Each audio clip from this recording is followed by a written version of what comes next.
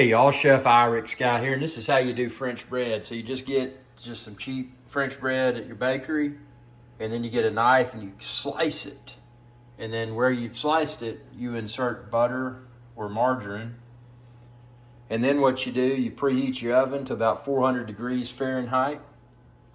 You stick this in there, you monitor it for the desired degree of crispiness, and obviously you want the butter or the margarine to be melted. So 400, anywhere from 5 to 10 minutes. Don't burn your French bread, but just keep an eye on it. And this right here is perfect French bread. Check this out.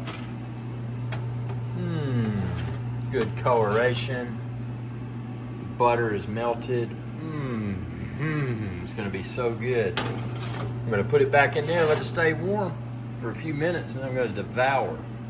Thanks for your viewership. Be sure to subscribe and ring that bell when you do, to be notified whenever I post another video, and check out all of Chef IrixGuy's cooking videos. Y'all have a good day.